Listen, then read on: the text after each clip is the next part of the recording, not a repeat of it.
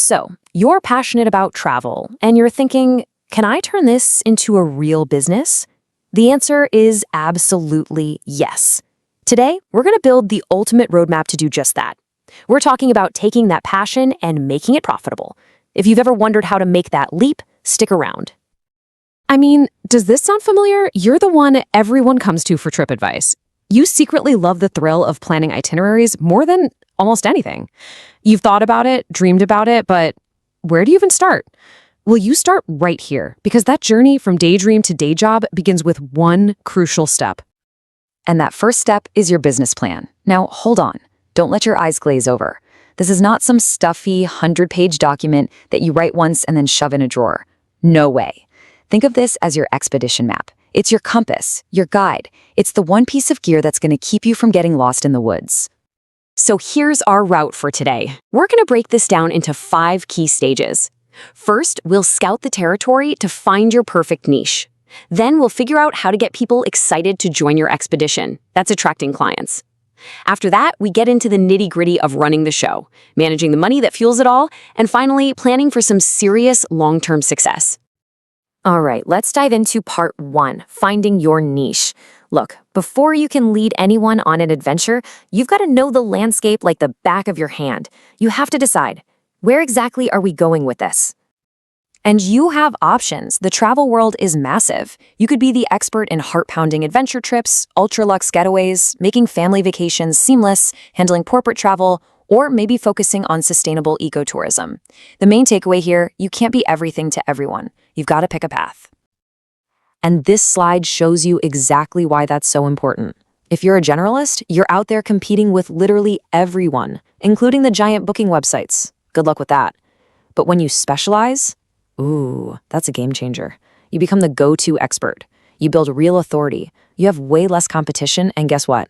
You can charge more because people are paying for your specific expertise. Specialization is your superpower.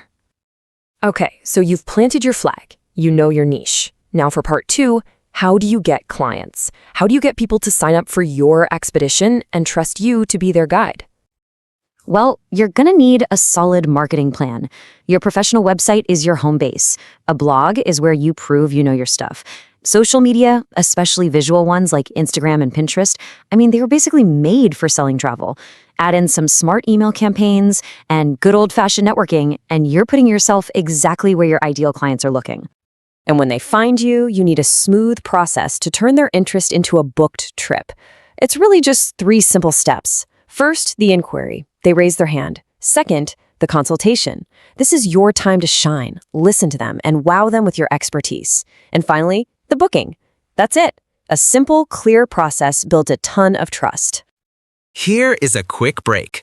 If you want to master the digital marketing secrets to grow your travel agency business and get hundreds of leads, I've created a complete step-by-step guide, which you can download for free from the link in the description box.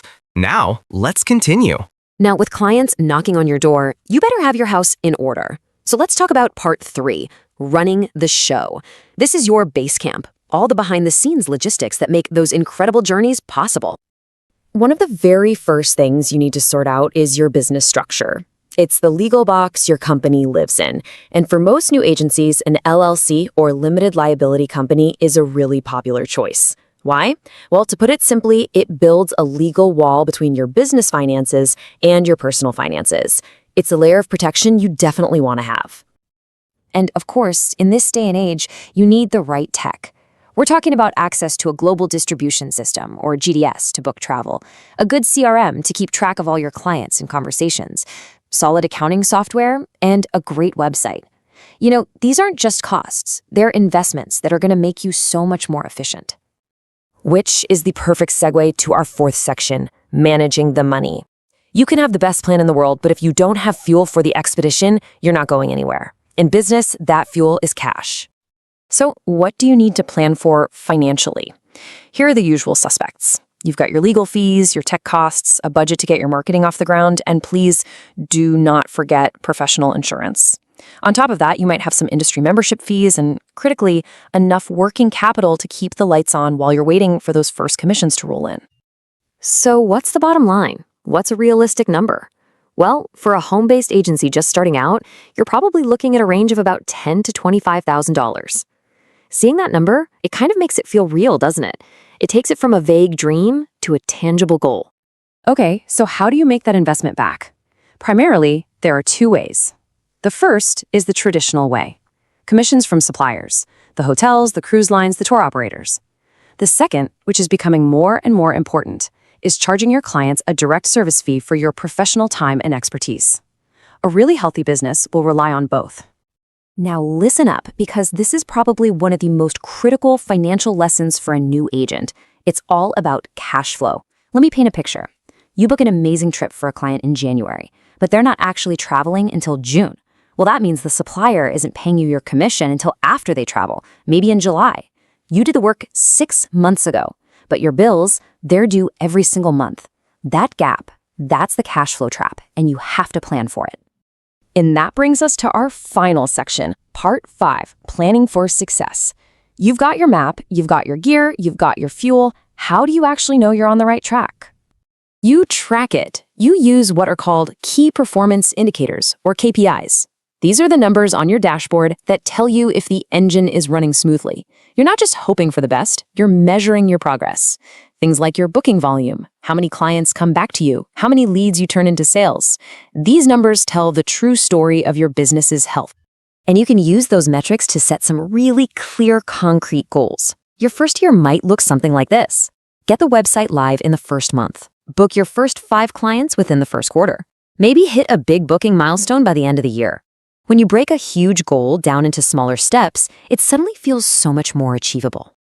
Which brings us to this final, crucial point.